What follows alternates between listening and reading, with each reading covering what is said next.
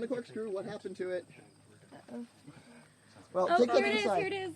Here it is. Corkscrew. So I'm going to start. Okay, yes, we're ready. I'm sorry. Cool. Okay. While you're doing that. So, east. Yes. That direction. Come to the front. Spirits of the east, powers of air, you who are the cold steel of the scythe, you who are the blade that separates one from another, life from death, you who are smoke on the wind and the bringer of the new dawn, be with us today. Hail!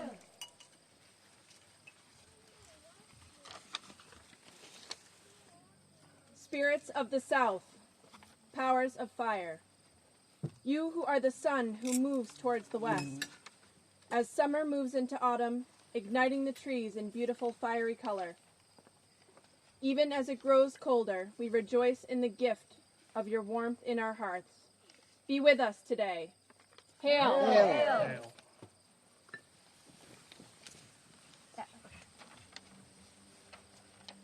Spirits of the west, powers of water, you who are the sweat and tears we have shed for our labors of love, the blood that courses through our hearts and brings us joy on this day, you who carry emotions to us, whether joyous or sorrowful, we are thankful to you today while we celebrate these two hearts joining. Be with us today.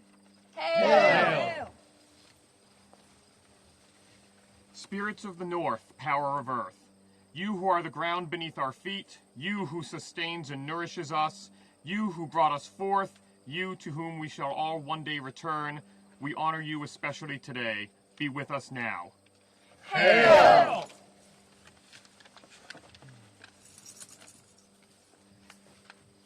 So we have many gods today on this altar by many requests. First, we hail Oshun, ancestral to the bridegroom. She is the Lady of Love in the Afro-Caribbean tradition. And we ask Oshun that there be much love between them. She's the Lady of the River, and we ask that their lives flow like the river together.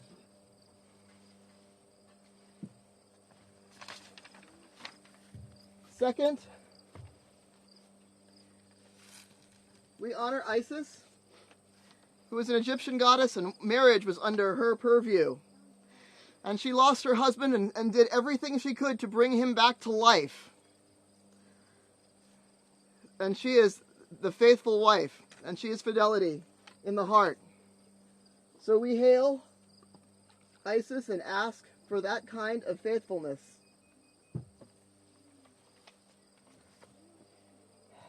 Next we hail Aphrodite, who is the Greek goddess of love. And we ask that she bless their bodies together.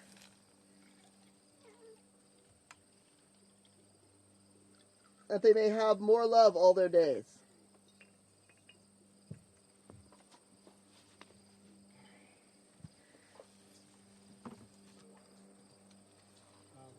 And we bless Frey and Gerda, who are ancestral to the bride. They are a couple from Norse mythology, two deities from Norse mythology, and when they got together, they were from different races and different clans, and they angered almost everyone by getting married, and everyone told them that it was terrible, and they didn't care, and they got married anyway. And they are the patrons of all those who marry in the face of all social inequity and disapproval. But of course, we here do no such thing. Do you all support this union? Yes! Will you stand up for Kricket and Medina when they go forth into a world that may not? Yes! Then we hail Frey, god of love bound to land. And we hail his bride Gerda, lady of the walled garden. Sacred bride and sacred bridegroom.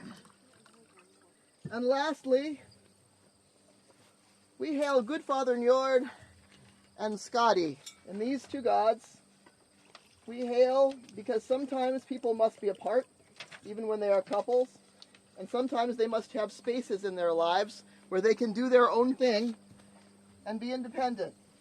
Because just as the sun and the earth are the perfect distance away from each other to create this beautiful green world that we stand on, so also does all life depend on the right amount of distance and closeness. May they have this perfect balance in their lives. Hail! Hail! Ruth. You two come to the middle now. For the sake, you guys like squish together so you both hear me.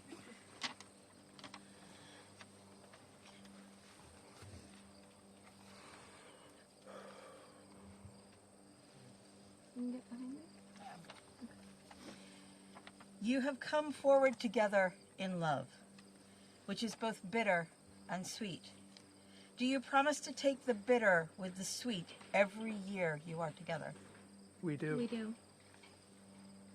Then taste bitterness and know that it will follow in your footsteps even as you laugh. You will know rage and regret, and sometimes you will weep for each other. And one day, one of you will die and leave the other alone. And this too is part of love.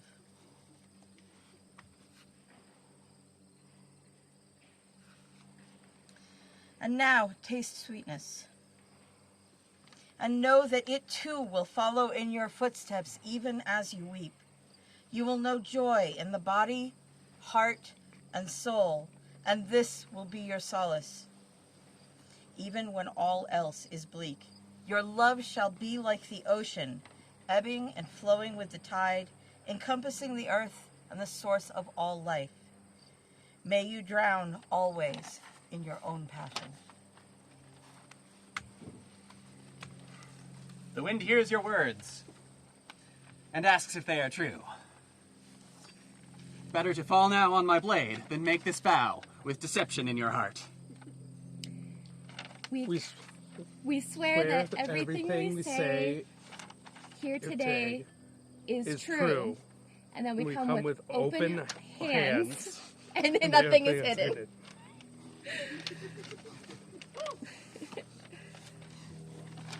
Hail, you two who would become one together. Feel the earth beneath your feet. She gave you the bodies which you share with each other, and she will take them back someday and bring your love beneath the cold clay. But if your love is true, it will not die, but live on in each green shoot that springs forth from her flesh. So, eat of her flesh and taste mortality. And the cookies went over there. Can someone We need the cookies. Bring 2 grapes and 2 cookies. 2 grapes and 2 cookies.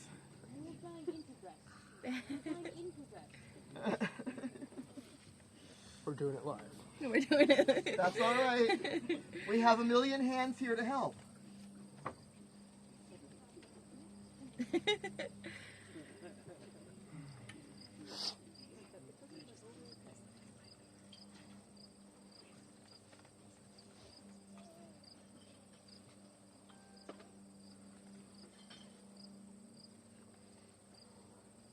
Here we go. Ooh, it even comes on a plate.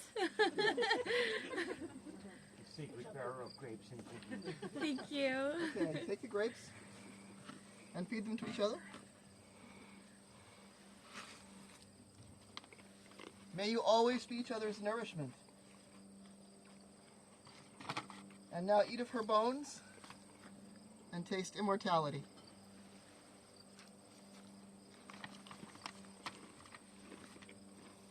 All right. When you finish cookies, it's I have a mouthful of cookies. Wine after cookies. Here. Let them drink the sweet again. Here. Thank you. More sweet. It's your wedding day, extra sweet.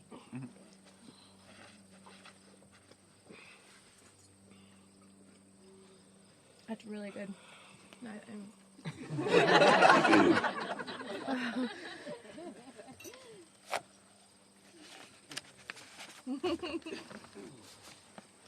Before I can say what is truly on my heart and mind, I need to tell you, and everyone else here, a story. 6 years ago, I was adrift and lost at sea after the military.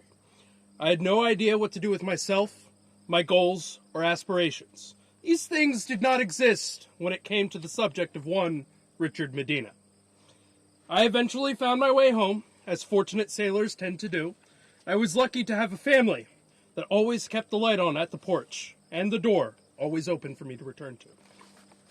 During my time in Florida, I had the most serendipitous set of coincidences. During my departure from the military, my crisis of faith, my conversion to neo-paganism, and I had, through online contact, sought out Kricket, asking about religious advice.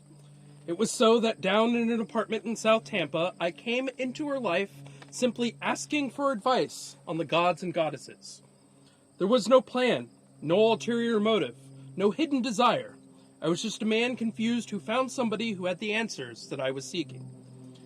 You did, however, turn out to be an incredibly awesome person. You had to go and be interested in all of the things I was, had the exact same taste in music, and made my own family fall head over heels over you. I know this because she got my mother's D&D dice, not me. She got my mother's D&D dice. I decided to take this as the entire universe telling me, don't mess this up. And so began our first year of our war story. It was not easy. It was not kind.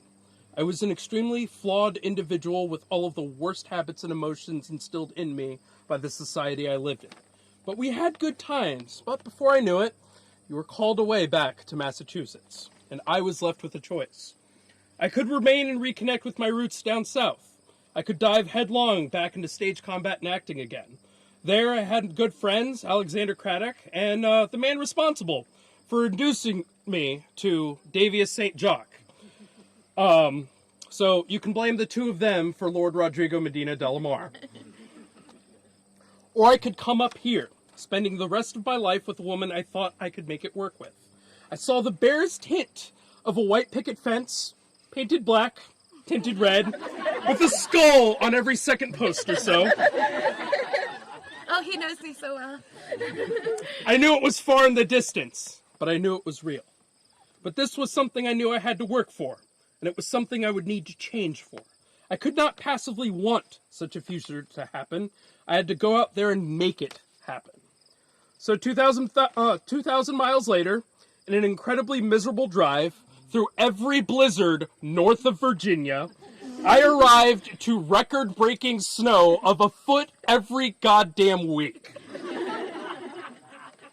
And over the next few years, I got to learn more about myself than anyone else. I learned I was a bit of a fixer-upper. I had the potential of greatness, but without the desire to change, this meant little. So I started to work on that. And at the same time, you invested your time into me. You were patient and understanding.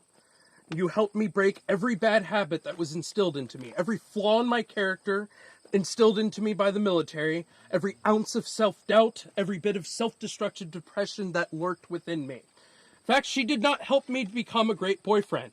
She helped me to become a great person. I have the ability to live on my own now, and it is because of her.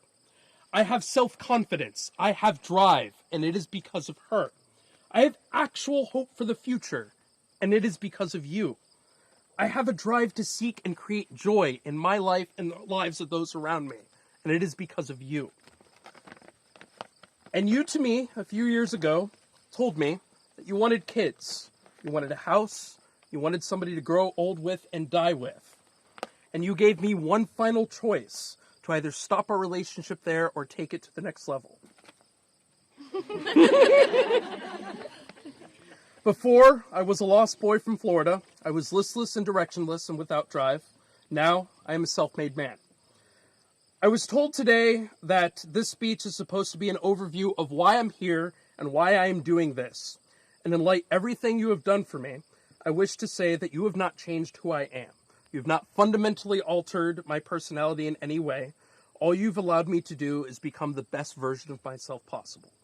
In doing so, you have given me possibly one of the most precious things anyone in the world could have given me, a future. And so, I have come here before you all, my friends, my family, my loved ones, the gods, my ancestors, and the whole universe, to give you the most precious thing I have to give, and that is my future, the one that you've allowed me to have. And I wish to give it to you for all of our years we have on this earth. I'm not crying, you're crying.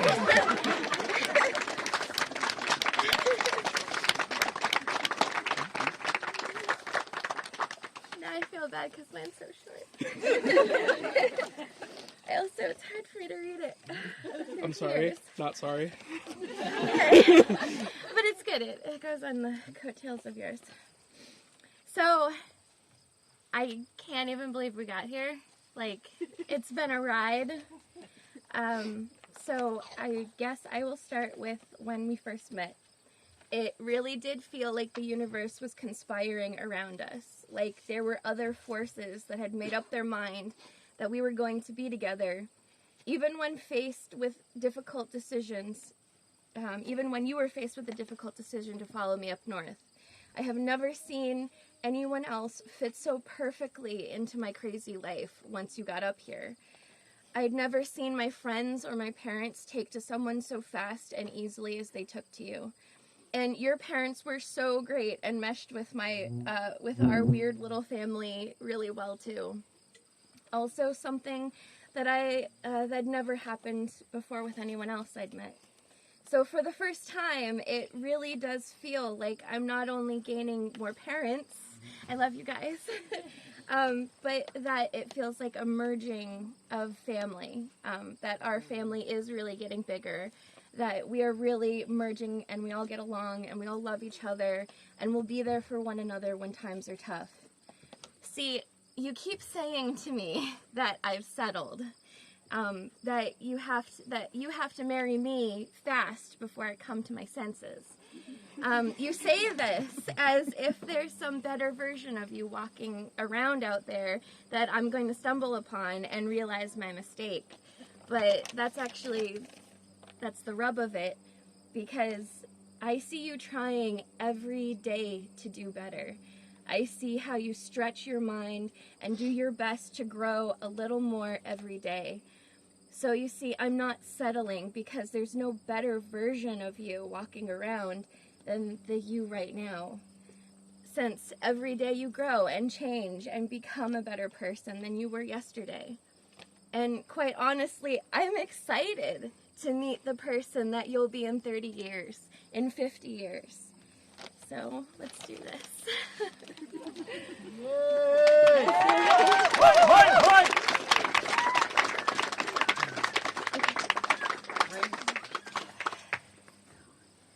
Alright, you want to grab them?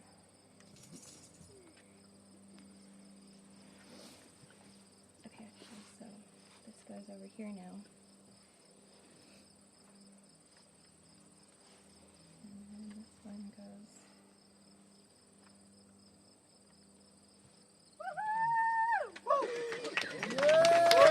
Now, repeat after me.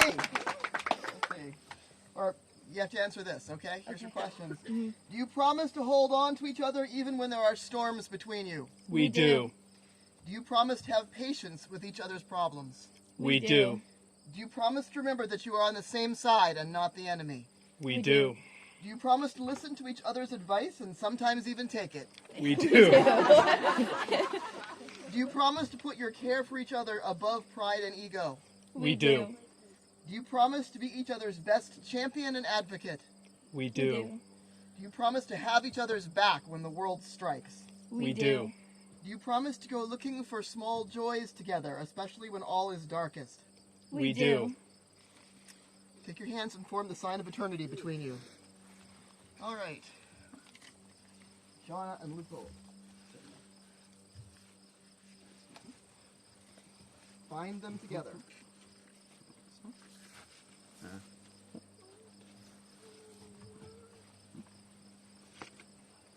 We should have practiced this part.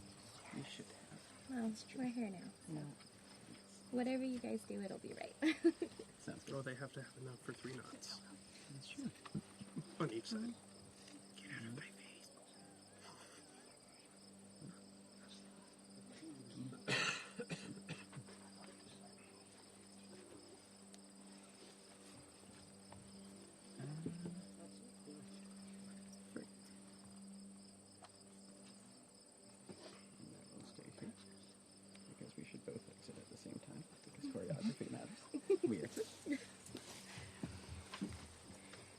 You are bound together in love.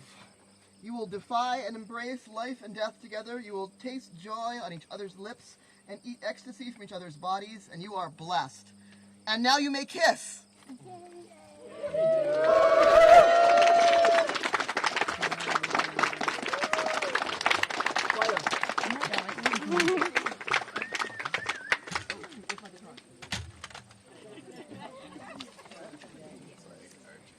Only a little. Only a little. I'm sorry. Oh. Let's go find a bridegroom. Okay.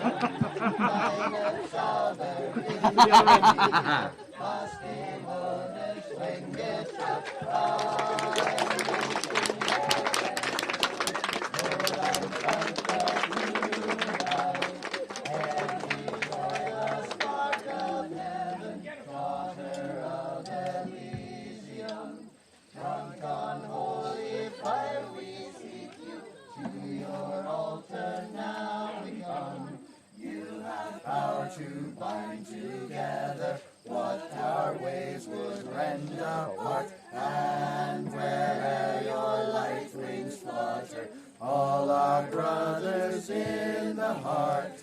You are giving and forgiving, ever blessing, ever blessed, wellspring of the joy of living, ocean's depth of happiness, field and forest, vale and mountain, flowery meadow, roots of love, hearts unfold like flowers before you, opening to the sun above. Hail to joy from heaven descended, turns unseen the wheel of life, joy by love and hope attended, leading hearts from worldly strife, draws the streams from hidden sources, stirs the seeds of earth confined, rolls the stars along their courses, moves the hearts of all mankind.